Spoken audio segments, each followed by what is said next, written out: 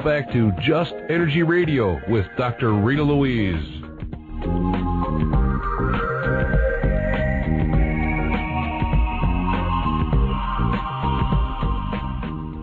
Hello and welcome back to Just Energy Radio, and thank you for staying tuned to the second hour of the show. So in this hour, we're going to be talking about the force that's with us. And to share that information, we're going to be speaking to Tom Walker about his new book, The Force is With Us, the higher consciousness that science refuses to accept. I don't know, after our first guest that we've had on, maybe they're starting to accept it just a little teeny bit.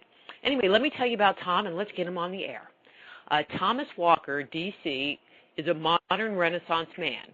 He is an authority on alternative health care and science.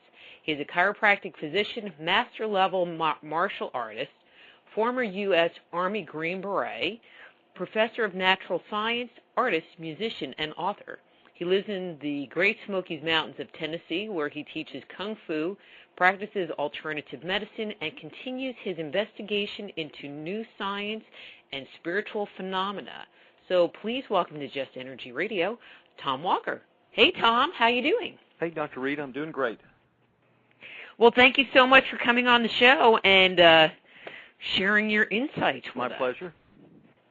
So I just don't know how a Green Beret guy, you know, you kind of think jarhead.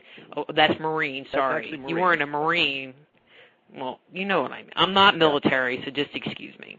You know, how you could go from that into doing alternative health care, higher consciousness stuff. What's your story?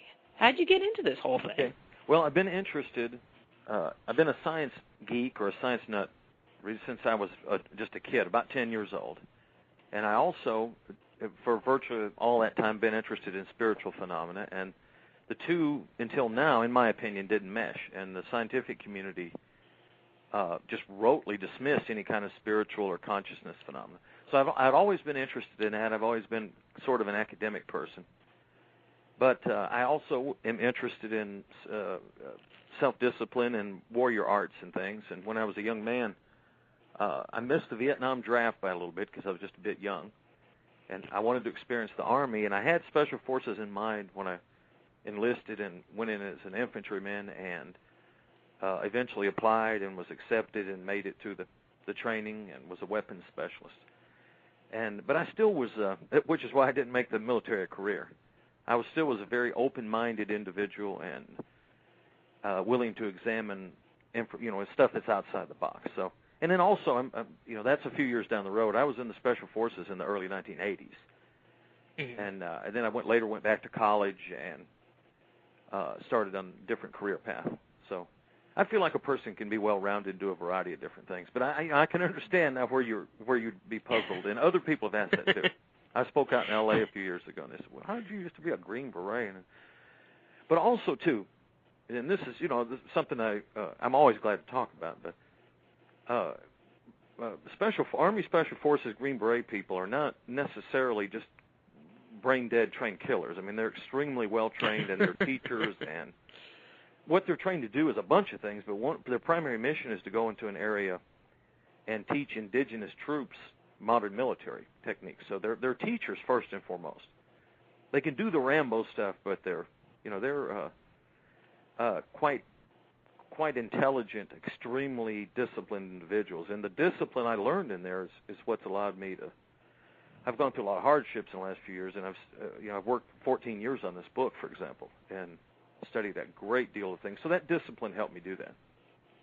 14 years? That's probably more than you wanted to know, and the listeners. But I started the book in 1995. I committed to it because I've been in martial arts a long time, and I knew in my heart that there's something to the force, that there is an energy that creates and sustains everything. And it took 7 years to research and write the book, and I finished it in 2002. I self-published it in 2004. Got a literary agent, had a publishing contract in 2005. We had problems with that, and I lost that contract, and then ultimately Quest Books, who's my publisher, was kind enough to publish it, and it's been out a month now. And Quest Books, they're great. I love dealing with them. Great folks, yes. They wanted it all along, and I have an agent, Richard Smoley, who's the editor at Quest. I met him at the Book Expo America in New York City, and I had my self-published book there, which was pretty impressive, and it's got a very, very attractive cover, and it's a big, bold book. And he took one look at it and said, Tom, may I have that copy? And I said, well, certainly. And it was slipped away very quickly into his briefcase. So they have wanted the book for quite a while. So I'm quite pleased. Cool. So let's kind of get into some of the meat of the book, because I'm a meat and potato kind of gal on this show. Sounds good. Your book opens up with talk about qi and acupuncture, and one of the topics that you touch on, I mean, because actually we've never had a show about acupuncture. So anyway, one of the topics you touch on is Dr. Kim's work in acupuncture, and I've always found his study so fascinating, and I was just hoping if you could share, a little background about acupuncture and then what his findings were. Okay. Acupuncture is steadily being accepted by mainstream healthcare as it should be. It's absolutely extraordinary.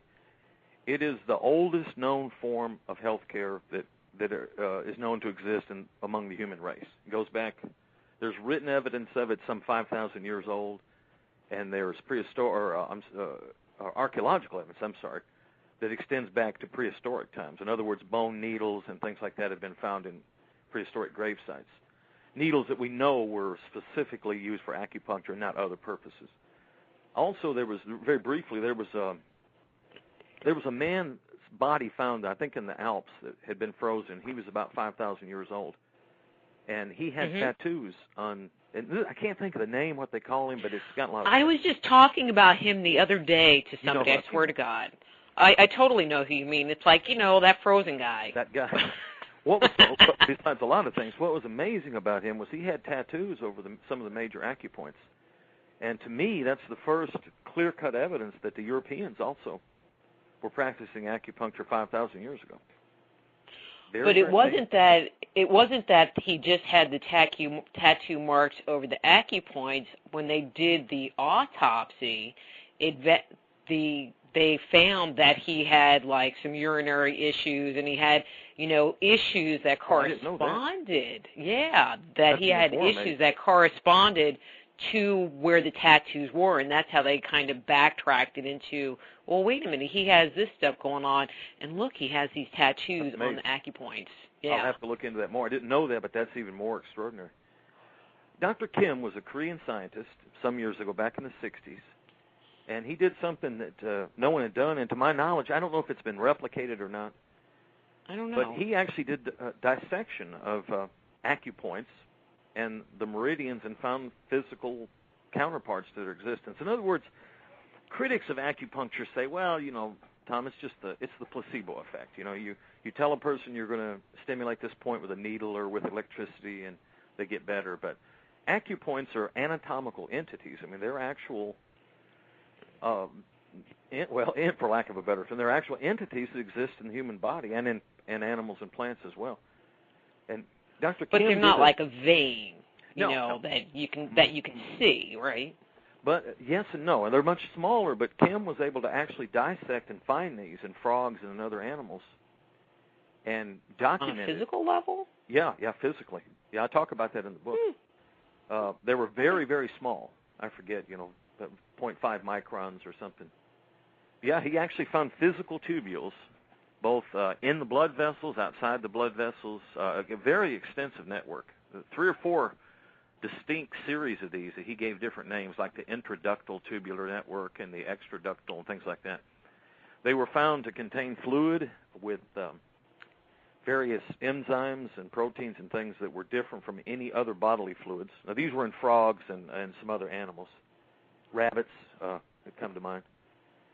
And ultimately what he found was that these formed a continuous network of these extraordinary tiny vessels that connected to individual cells, and that's unprecedented in biology. In other words, even nerves and blood vessels don't terminate in the individual cells, but these meridians do. And he backtracked then and wondered, well, at what point in embryological development they occur, and found that they were the first major system that developed.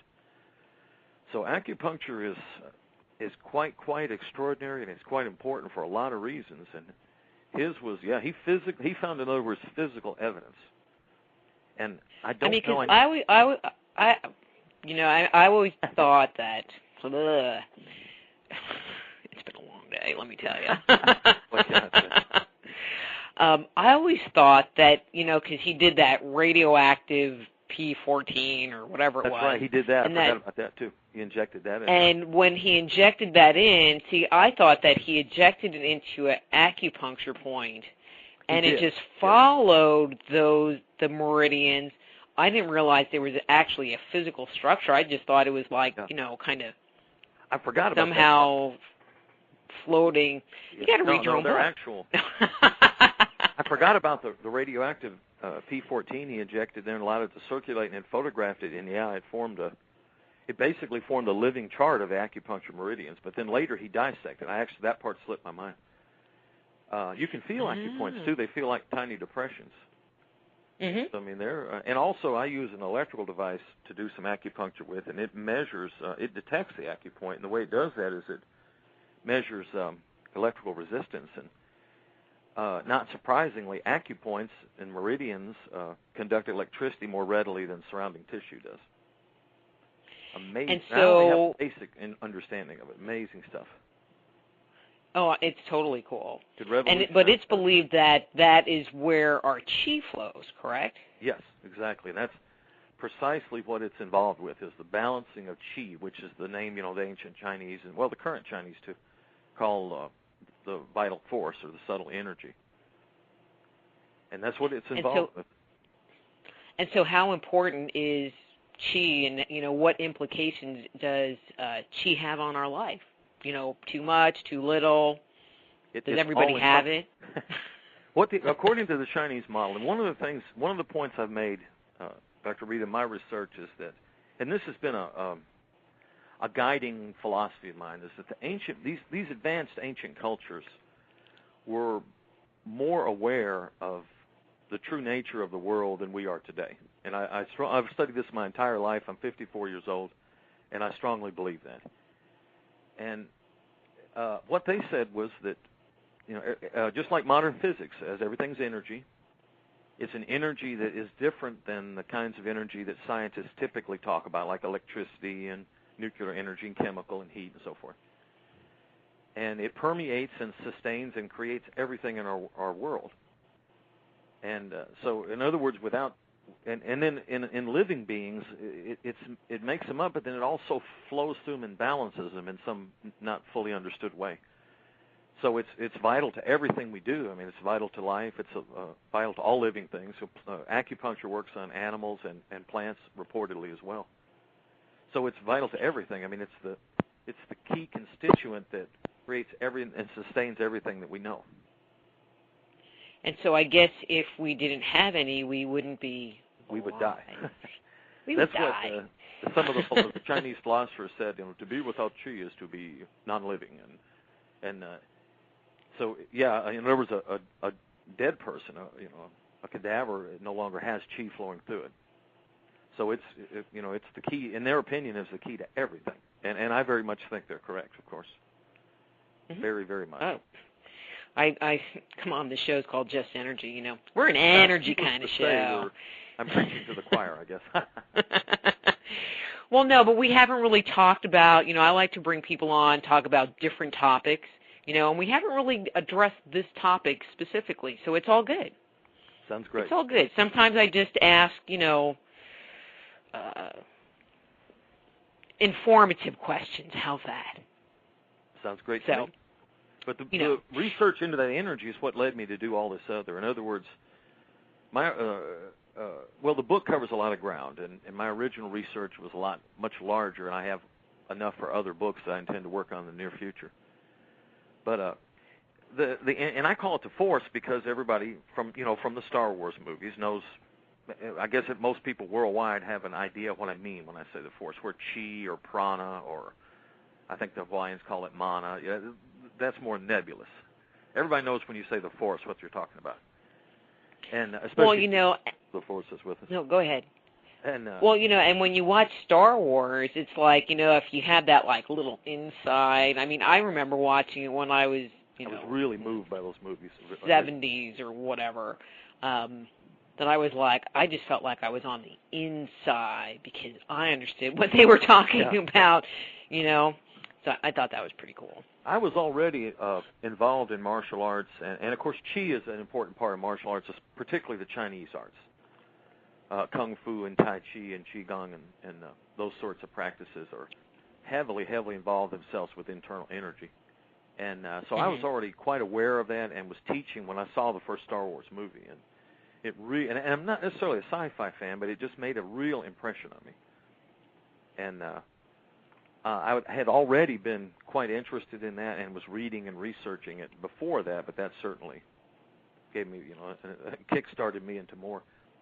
And it's extraordinary how accurate they are with it in there, too. Someone told me in another interview that George Lucas hired advisors or people who were knowledgeable about that, too, to act as tech support. So, I mean, he seriously approached the concept of the Force. Cool. I didn't know that. That's what I remember. I did another radio interview recently, and I was told that, and they sounded like they were, I think they even mentioned names and things, and I found that fascinating. So he was quite committed to that idea, but it's the central theme through. I would suppose through all those fantastic movies, and then what I was going to say, it's the central theme in my book, and it led me to investigate psychic phenomena and mediumship and life after death and psychokinesis and so forth, and remote viewing, the military project, psychic spying, because the Force is the central mechanism at work and all that. And so it led me. That's one reason it took me so long to research this and to write it out, So, but it was because you just kept like opening another door and opening another door and opening another door. Because it's the mechanism behind everything. Like I said, psychic phenomena and ESP and psychokinesis. Well, that's because it's all just energy. Absolutely.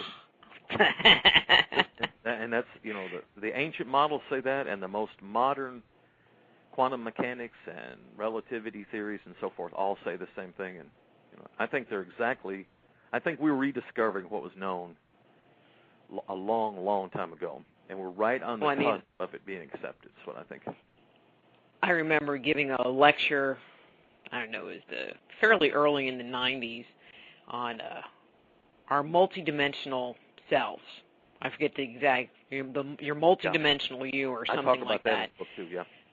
And I was sitting there talking about quantum physics, and they're finally starting to catch up. But this was, the early 90s, so they were still really far behind. But they were kind of getting a glimmer, and I would joke around and go, they should just go down to the metaphysical bookstore, go pick up a book. They can learn all about it and get up to speed with, whatever, let's just use the same lingo here, guys. And that's really, Dr. Rita, what I think is the only real difference is the terminology. But I couldn't agree more. Yeah, the metaphysical and consciousness studies people and mystics were into the. We're correct about all this, and I think we're just about at the point where recognition is starting to be due. Mm-hmm. You can only put off the truth for so long, is the way I look at it. And then, that gets us into a whole, how did they figure out all this stuff? But that's not our topic for today. Yeah. Because I could go on and on and on about that for hours. Oh, yeah. I'm quite passionate about this. My calling in life is to let people know that, hey, that we live in a spiritual world. We live on. Our consciousness survives physical death. We're here for a reason. We're here to care and to learn and to love one another and so forth.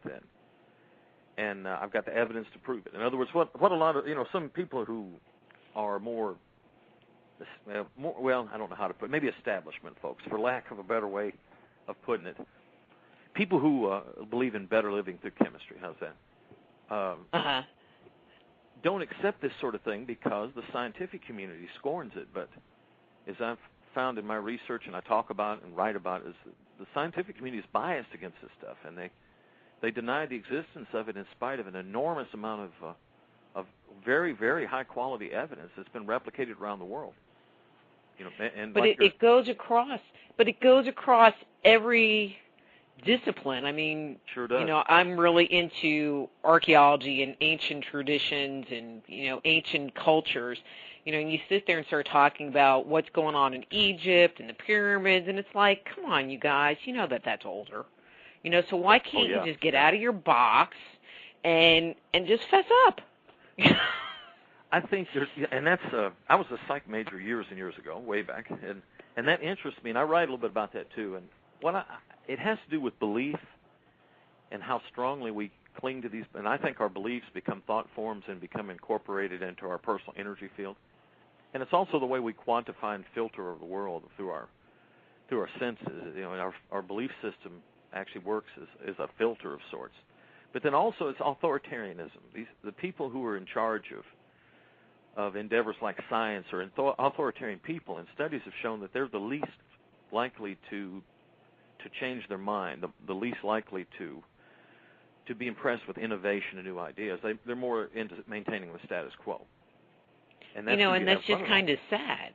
Yeah, but that's sad because they're scientists. You know, they're supposed to be looking for new discoveries and be open to finding out something new. Isn't that why they went into science in the first place, so that they could discover the next best whatever? It's one of and what then I they call just get locked down. Yeah, it's one of what I call the grand ironies of life, that conventional health care is not really concerned with health, and that these scientific people, the ones who control the top journals like Nature, for example, the great British scientific journal, they're not interested in they only are if it fits within the accepted model, and that's what's so sad, and that's what I'm trying to change. You know, I'm saying, hey, look, what I assumed, Dr. Rita, when I first started investigating all this years ago, was that, well, you know, they're so adamantly opposed to it, so violently against it, there must not be any research to back it up. And what I found was exactly the opposite. There's a tremendous amount of quality research from places like Duke University and Princeton University and Oxford, or I believe it's Oxford, Cambridge, or one of the two, the British university, are starting a consciousness studies program. And once again, you can only suppress the truth with a capital T, is how I always term it, for so long, and it wins out. And that's what we're in the process of that right now, in my opinion. Well, I think that people are realizing that what they're being told isn't really the truth, and so there's much more of a demand for the truth being told. That's what I think, and I think we're right in the midst of it now, and that's why shows like Supernatural and Medium and the great film What the Bleep Do We Know and all these things are so popular now. I don't ever remember a time in my life when paranormal phenomena and consciousness-related stuff was such a part of the mainstream media. And it's going to get more so because it's representative of a fundamental truth about our world. It was in a weird kind of way, because I was brought up on The Amazing Kreskin, the TV series The Sixth Sense, Twilight Zone, Outer Limits, but that was all sci-fi, and it was just, it was out there and it wasn't reality. It was not presented as reality, that's so a good point. It was I never okay. thought about that. So, it has been out there a long time, and that's a good point. Of course, I've always thought sci-fi people often are ahead of the curve anyway. Well, on one hand, I say I'm not necessarily a big fan of it, but I do admire the fact that they often, and I think that's a psychic precognition to some degree in the works, predict things in a fictional sense that turn out to be true. Well, I used to believe that. Now that, I'll qualify it. Now it scares me to hold that belief, because when you look at the kind of material that is being produced and aired, the imagery that they're presenting is scary. I hadn't thought about it that way. As far as like demons and evil and that sort of thing, or... And we're all going to live in these little slummy places and be standing outside with our half gloves over a barrel with a fire because, there's no electric. But I'm being totally serious. Yeah, that's true. There is so much imagery of the world gone awry that if that's what we're creating via science fiction, let's go back to Star Trek. Yeah. Well, obviously I hadn't thought of that, and that's quite a good point. And I'd be the same with you. Yeah, I'm a big Star Trek fan. I remember it when I was around 12 or 13 when the show originally was on television. I loved it. Yeah, see, we were Star Trek people, you know. Oh, it was great. I remember cultural icon. Well, and I mean, my mom feels very proud because we watched it when it first aired, yeah, that's not when it went into back when there was only 3 syndication. channels, and and television went off at midnight, and there was the American flag waving, and it didn't come on again until like 6 a.m. Mm-hmm. I had forgotten that, and I was on a camping trip a few years ago, and someone reminded me of that. I forgot that television ended at midnight. This was, as late as the 70s, I think it did. Well, now, after midnight or 2 o'clock in the morning, it's just, pay for TV. So it might as well end. Yeah, very good point. Infomercials. But, yeah, it's all energy, so you're talking about the pyramids. I'm very interested in that. I don't think we could replicate the Great Pyramid today. I do not think so. Mm-mm. I don't think we could economically do it. I don't think we could muster the manpower and I don't think we have the technology to not to the great degree of. I've never been there. I'd love to go, but not the accuracy with which the entire structure was built and everything aligned. And I mean, it's just. Well, and I think the same with Stonehenge. I mean, I think Stonehenge we would be maybe a little easier, but I mean, short of bringing in giant cranes and stuff, I think it would be virtually impossible. Yep. Tom, we need to take a quick break. Okay. So I'm Dr. Rita Louise. We're talking to Thomas Walker about his new book, The Force is With Us. And so we will be back after these words from our sponsors.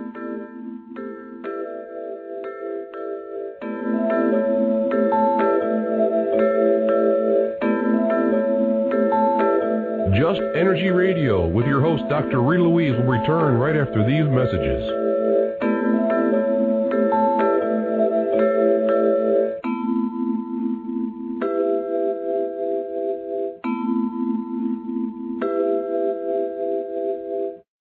Hi, I'm James Altayanchik, the Black Knight of Talk Radio. Listen to Dr. Rita's Soul Healer Moment live each third Sunday night of the month on Feet to the Fire.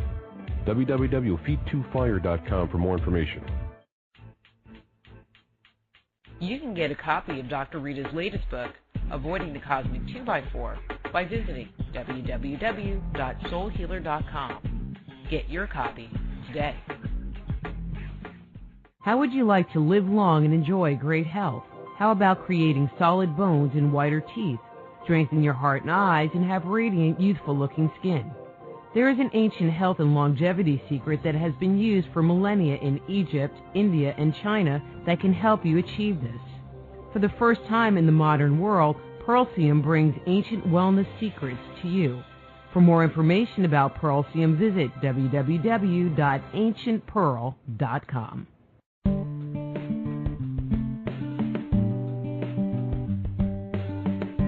Are you sensitive to energy? Want to explore the world beyond the 5 senses? Looking for a new career as an alternative healthcare practitioner? Then the Institute of Applied Energetics, Medical Intuition, and Energy Medicine training programs may be right for you.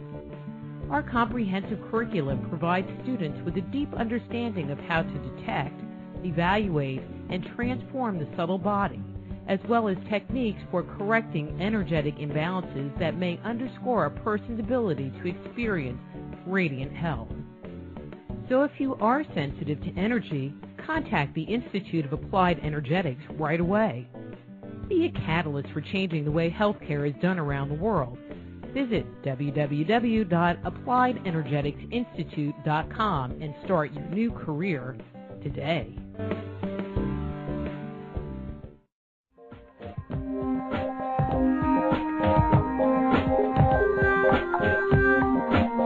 And now back to Just Energy Radio with Dr. Rita Louise.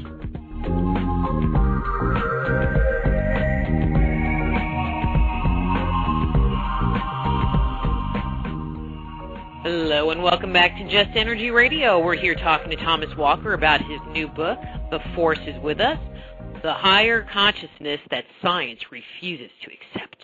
Yes. So, Tom, one of the things that you talk about in your book, which I rarely ever see mentioned anywhere, is the concept of psychokinesis. And I thought maybe we could talk about that for a while. You know, what is it? What kind of studies have been done around it? Anything, because, like I said, no one ever talks about it. So what is psychokinesis? Great. Psychokinesis is one.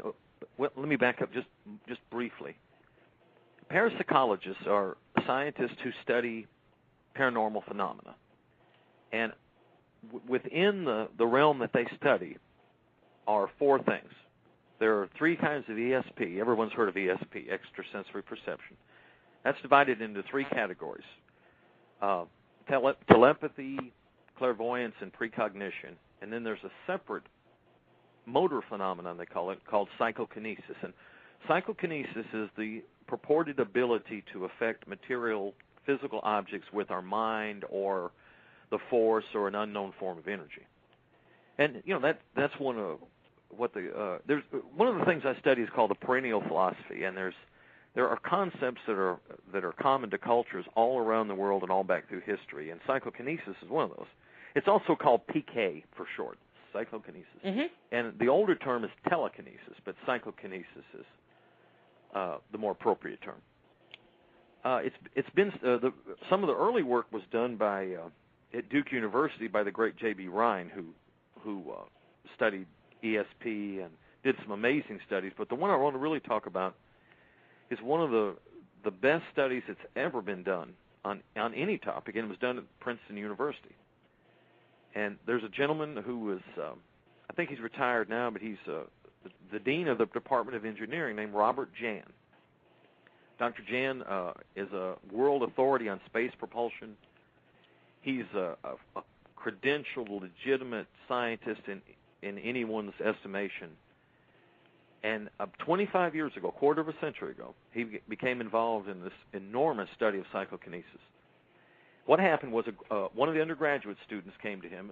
It was a young woman with a project on it, and he was mild, according to what I've read, he's mildly disgusted by it because, you know, he's a conventional scientist, and psychokinesis involves an energy that's not recognized by science, so it has to be, you know, hogwash. But as this young woman conducted her studies and he began to examine the data, he was bitten. He couldn't help it. He saw that there was something to it, and within a year, Robert Jan, along with a clinical psychologist named Brenda Dunn and some other folks, were involved in this vigorous study of psychokinesis. And ultimately what they did a lot of things, but they had two major projects. And one was what they call micro-PK, micro-psychokinesis, and that was having subjects attempt to change the readout of a random number generator, which is, like pocket calculators have a random function on it. But they used something a lot more sophisticated than that, and used radioactive decay, which is a random process to produce random numbers. And they asked the people who were the testers, or the subjects, that were being tested to attempt to change the output. They didn't tell them how to do it. They just said, sit here and relax and try to change it, without touching it and all. And all this was filmed. And what they quickly found was that people could do it. And there's a lot of fun and interesting things that happened. But one thing they found was at first almost everyone could do it. And then when they straightened their collar and settled down and rolled up their sleeves and set to work and tried, then they couldn't do it. And then later, as they relaxed more and all, they were able to. And what they found was that, like it or not, or regardless of our belief systems, people can affect the physical world with energy. Of course, I think it's the force is what I attribute it to. Mm-hmm. They also did an enormous study on what they called macro-PK, which involved, they had little marbles rolling down an inclined plane, sort of like a pinball machine in essence, and they collected in bins at the bottom, and they studied and quantified how these marbles would fit and what type of a bell curve they would form, and then they asked the people to try to change it. And in fact, what they found was they could do it. There's a lot of important things, and let me back up and say this was called the PAIR program. the Princeton Engineering Anomalies Research Laboratory. And there's a lot of information out there on it. It was funded entirely by outside sources. Princeton, it took place at Princeton University, and Robert Jan, as I say, was the dean of engineering, but it was separate. And it was important for a bunch of reasons. Number one is it's one of the most carefully conducted scientific experiments that's ever been done. It involved 1.5 million trials over 25 dang. years and hundreds and hundreds. Double dang. I mean, it's just unbelievable. And what they found was people could consistently cause these things to change. And they've got mounds of data, and of course it changed people like us who are interested in these sorts of things. I mean, it's just, you jump up and say hooray. This is indicative of what I'm talking about here. Now, this is the Princeton University, where Albert Einstein spent his, it was a huge hero of mine, his career and so forth. And what Dr. Jan... So what about like those Russian movies, where the woman's like rolling the cigarette back and forth on the table and I talk about her like too. that. That's Nina. I mean, is that real? Yeah, definitely. Yeah, she's there's three the chapter on that is called Superstars of Psychokinesis, and she's one of them. Nina was one of, and Uri Geller's also the famous Israeli guy. Nina was a war hero in World War II. She fought in the siege of Stalingrad. Was a tanker, and at some point, as a young woman, she discovered she had this enormous, amazing psychokinetic ability, and she was studied over, she passed away in the early 1990s and was studied for, I guess, 30, 40 years extensively by people all around the world. She was x-rayed and had body cavity searches, and they did everything conceivable to rule out any kind of fraud, and she was able to do these amazing things. She could separate the yolk from the white of eggs, and if she really concentrated, she could put them back together again. She could make images form on photographic paper.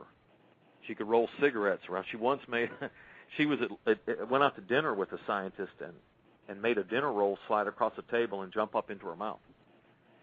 So I mean, yeah, these things were real.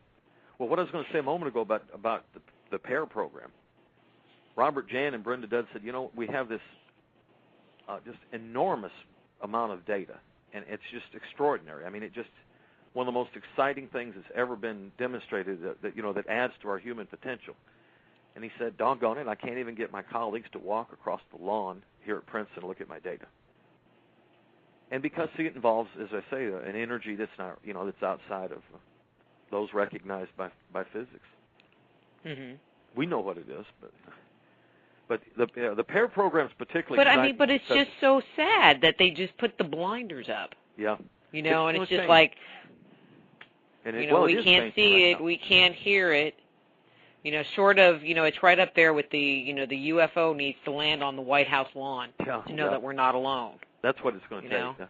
Well, I wish I could recall who said it, but there was a famous statement about science is that new scientific, and I can't recall who said it, but new scientific concepts aren't accepted until the old guard finally dies off, and the newer, younger people come up it's open to. So, yeah, it is sad. And that's true. what I'm trying to alleviate is trying to say, hey, look, guys, this stuff is real. This isn't some fictional crackpot nonsense. I mean, this stuff has been replicated. And parapsychologists and people like Dr. Jan, they know from the beginning that they're going to be under excessive scrutiny because the orthodoxy doesn't like it. They hate it. They'd like nothing better than to disprove it. So they go to extreme lengths to build these studies and to assemble them in such a way to rule out fraud and anomalous data and so forth. So I mean, they really go the extra mile, but it stops at as I say in the book, at the door of the scientific orthodoxy, and that's what I'm trying to change. Is say, hey, look, guys, not with them. You're not going to change it. I don't think we can, but with the public.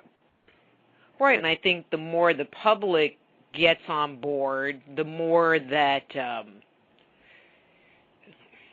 it'll be accepted. Yeah, exactly. I think that's the way to do it, is through the public and just say, hey, look, you guys can't. Like I saw in Scientific American a few years ago, after I'd already finished the book, there was an article about ESP, just a little brief, it was like an editorial, And this guy, I don't remember who it was, still come out and said, hey, there's no evidence to support any of that. I thought, golly, J.B. Ryan was proving this stuff 80 years ago at Duke University.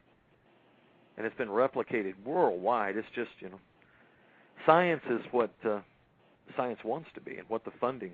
That's another thing. See, they control all that through funding because they can deny tenure to a young scientist, so they can cut funding off if they start veering off the straight and narrow path that they think, they should be on.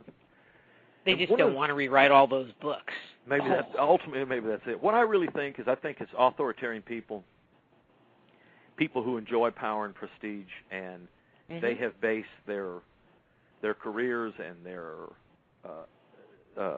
status and so forth on the fact that the world is a certain way, and they don't want to see evidence contrary to that. And I can understand why, but it's like you said earlier in this interview. Doggone it, they're supposed to be there to discover the nature of our world. And that does include politics, but sadly it does, and that's the problem. That's what people like myself are trying to change and say, hey, look, this is, but I don't even understand how politics gets in the middle of science. I know, but it is. And that's I know, but it doesn't make sense because that's not, like I heard, a little off topic here, last week, that independent groups outside of NASA have announced that there has been water found on the moon. Yeah, I saw that. Very exciting. And I guess NASA on the back end has said, oh, yeah, well, we already knew about that. It's like, well... I didn't know that. why didn't you tell anybody? And why was it this big frickin' secret that there's water on the moon? It's like, it's really not like a national security issue here. I didn't know about the NASA reply, but what popped in my mind, and I could be wrong, is that they didn't know it and they just won't take credit for it because they're the official. I talk about NASA in one of the chapters there because there's startling evidence of archaeological structures on Mars, and the NASA has just gone to enormous lengths to deny that. Well, I had John Anthony West on the show, and yes, we were talking about something. I forget what our topic was that day. And one of the things he was talking about was the Golgi something site in Turkey that has been dated to like 8,000 BC. All right, not 8,000 years ago, but 8,000 BC. Yeah. That are carved, like nicely carved, city and temple and, with these kind of, I don't want to say megalithic because it was really hard for me to look at proportion, but, it is this structure. And now supposed to be hunter-gatherers then, yeah. Yeah, we're stupid people with, little sticks running around. And it's like, okay, so if this site existed 8,000 BC, maybe the Sphinx could have been there. It's possible. Oh, yeah. Oh, well, he's an expert on that. And I met him in New York at the Book Expo America in 2005. Some people introduced me to him. And it was amazing. As a matter of fact, I was talking to these people, and I was hustling the book as usual. And they said, you need to meet John Anthony West. I said, well, I don't know who he is. And this was a huge convention. It was gigantic, thousands of people there. At that moment, he was standing right behind me. And they said, oh, my God, there he is right here. So it was one of those synchronicities where of all these people here, I guess they didn't even know if he was there or not. He popped up. And I think the Sphinx and all that's, I'm trying to say two things at once. I think the Sphinx is much older than what the scientific community considers it to be because of the weathering patterns on it. Mm-hmm. And I used to think the Great Pyramid and the other pyramids were, but there has been a carbon dating study done in the Great Pyramid of Giza was once covered in polished limestone blocks, and there's still some in place, and they were cemented in place, and there are compounds in that cement that lend themselves to carbon-14, but they did find they were older by several hundred years than what the current model is, and that alone is a startling find that throws everything about the dynasties and all out of kilter. But you still don't know if the cement was repair cement. That's true, too. It could be. And I don't put a lot of, a lot of those scientific tests, and I don't necessarily put a lot of stock into. I mean, I try to be fair, but, I had to delete a lot of information that I had originally had in my book. Because it was just I didn't want to ruffle too many feathers? That, and it was just physically too big. The publisher said, Tom, it's too big. It's going to, people don't read that much. It's going to cost too much. You're going to have to make it smaller. But there's some startling finds of, and one that comes to mind I'll quickly mention. In the Mojave, is it the Mojave Desert? It's in California, I think. There was an ancient stream bed. And I remember seeing photographs of this. That's been a while, but I wrote about this initially in my first chapter. And as the archaeologists were excavating it, they found petrified footprints of a human wearing sandals that was petrified in rock that was 2.5 million years old. And the geologists were quite confident that was an accurate dating method. But what really is the catcher, the thing that just is extraordinary is that this man, I think they determined it was a man, and he had manufactured sandals, not crudely. Somewhere or another they could determine that from the footprint. He had been strolling along here and squashed a trilobite. That's one of these ancient creatures, crab-like things that had been extinct for millions of years. And all this is there. I mean, they have it. I've seen photographs of it. And yet, it's a secret. And it hasn't changed the scientific model, not one iota. But, that's one of my areas that I love to research and stuff. Oh, yeah. You don't really hear anything about it. It's a secret. They also found a gold chain and a lump of coal in a Pennsylvania coal mine that was from a deposit that's thought to be 1 million years old. And it was squarely in the middle of coal formed, and it wasn't like someone had dropped it off their neck and it tumbled down into the shaft. Once again, I personally feel like civilizations have come and gone, and it goes back a long, long time, in my opinion. That's more of an intuitive feel. I don't necessarily have any concrete reason to believe that, but I do think that. Well, I mean, I've heard stories of, stuff being found in mines. They would find I'll say a deposit. I don't know what other word to use, of like artifacts. Yeah, and they will seal off that dig area, and you can't dig in there anymore because it's like they don't want to know. They don't want you to know. They don't want to know, and I don't. It's like truth is truth, and so, okay, so we're like, generation 5 on this planet, so. I would not be surprised if that was not the case, yeah. That's wild, and I don't know a lot about that, but I'd love to know more. Well, that's what they're doing on Mars. I mean, there's very, very clear evidence of archaeological, the famous face at Cydonia and pyramid and other structures. The pyramids. Glassy tubes and even what appear to be foliage trees. Arthur C. Clarke commented that he was 90% sure that large life, meaning trees, were on Mars. And I don't know. I don't know if it's, I think part of it, Dr. Rita, might be power, that the truth will set us free. And I've pondered this for years and years and years. Why the orthodoxy? Then religion the same way. Why hide the truth from people?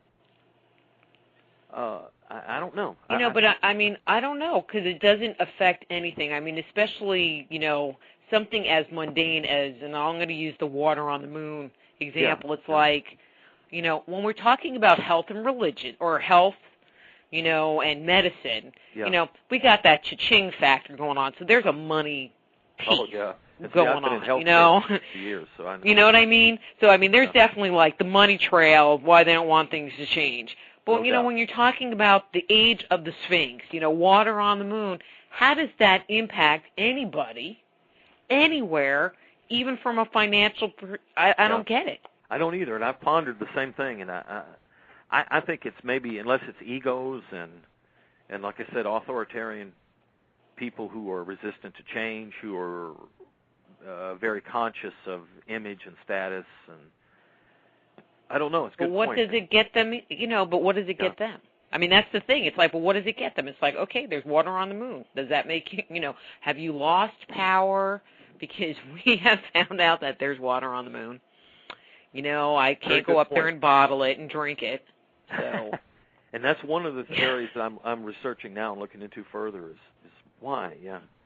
And I do talk about some of that in there. And as far as like the Mars thing, it's when NASA was created in 1958, I believe it was, by the Space Act.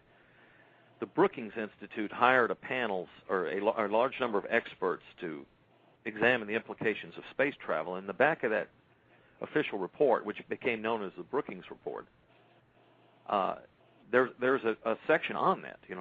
What happens if we stumble upon archaeological evidence of alien civilizations or alien life? And what they said was they were very adamant to suppress it. And the reason they came up with was just it'll be rash of suicides and people will be psychologically disturbed, and that's hogwash. Anybody with any sense, in my opinion, realizes that there's very likely to be life all throughout the cosmos and other dimensions as well, as far as that goes. And, maybe in the 20s and 30s, 40s, Yeah. Maybe. I could maybe give them that. But at today's day and age, when everybody has seen movies and, they're standing outside going, here, come pick me up, alien ship. I don't see how, there's going to be this mass panic. I don't think it'll be more like, have them on Oprah. Yeah, because I think most people realize that it's very, very likely to be, and I certainly think so. And, of course, as I said a second ago, I think that there's other dimensional life, too, other vibrational planes that interact with us. So I don't know. I don't know if it's ego, power, fear, and I feel like the church, many centuries ago did the same thing. I mean, they suppressed and put people to the death for printing the Bible initially, and a variety of horrendous things like that. Well, that I can see, though. See, they have their stairway to heaven, and they were capitalizing on it, so they didn't want. Well, but they were about power and control and fear. They sold salvation and all. So I can kind of see that. But the point you're making is more intriguing. What are they getting out of that? I don't know. I mean, how powerful do you need? Finding water on the moon. I really do think probably NASA didn't know that, and it jumped down and said, straightening neckties and eyeglasses and. Well, I mean, the only leap that I could make out of that whole thing was, that scientists said that water is the key to life, and without water there wouldn't be life in other places. And so if there's water on the moon, then there's the possibility of life, or there has been the possibility of life. And that's like the biggest stretch that I could make out of the whole thing. Point. Other than that, who cares? Yeah, that's a very good point. So, I don't know. These are things that I still, and it goes back to what I mentioned earlier in our interview, grand ironies of life. The great Wilhelm Reich, who I've got a chapter on in here. I quote him. I think he said something like, "Physics is not the perfect science that we think it is. Just like holy men are not necessarily holy." And it seems that way. And I think we start getting ego and self-esteem and all these psychological aspects involved. But I'm interested in the truth, and I'm interested in passing the truth on to people. And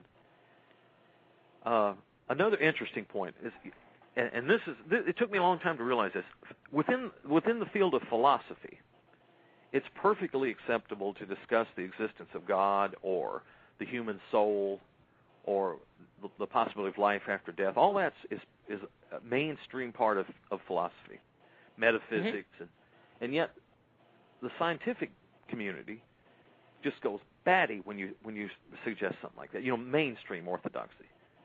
And I thought, but I can understand. Philosophy underpins you guys. I mean, you have to have a philosophy.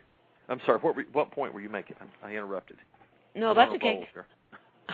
But that makes sense to me in a weird and distorted kind of way, because if you think back, the only reason that the scientists weren't killed back in the 1500s by the Inquisition is that they totally distanced themselves from the religious, philosophical. That's the answer to it. See, I didn't think about that.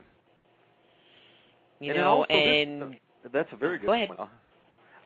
Another thing I get asked occasionally, I say, well, Tom, you talk about scientists and how they don't accept this, and then you turn around and say, but you have this scientific evidence, and how can that be? And what I mean by that, Dr. Rita, is the scientific orthodoxy In other words, there are thousands of credentialed scientists around the world involved in consciousness-related studies and paranormal and parapsychological research. But the mainstream, the gods of science, as some critics have called them, refuse to accept their data. So they are scientists in every aspect of the term. They're well educated. They're not well funded, but that's a political problem. Dedicated. It always comes back, of course. Dedicated to what they're doing. I mean, first-rate research, and yet it's getting it published in the top journals and getting it changed at the university levels and things like that. Yeah. But there's the music. There's the music, which means we have to go. Tom, you're a pleasure. Hey, we'll have to have you back on. And I always learn things when I do a show, so I've learned several things on it, and that's what I'm all about. So. Cool. And I'm assuming your book is available like at Amazon, bookstores, et cetera, et cetera? Yeah, it's available Perfect. at all the major bookstores, Amazon. It's in the UK, and we're working on getting it in China and other places right now. So. Tom, thank you very much. That was Tom Walker. His book is The Force is With Us. And next week, we're going to be talking about UFOs. We have Richard Dolan, a return guest, talking about UFOs and the national security state. Should be fascinating. Anyway, until next week, I'm Dr. Rita Louise. This is Just Energy Radio. Thank you all for tuning in. And if you like the programming, mark us as a favorite. Bye-bye. Join host Dr. Rita Louise each week at this time for Just Energy Radio. Point your browser to www.justenergyradio.com for more show information and to contact Dr. Rita. Until next time, remember, it's all just energy.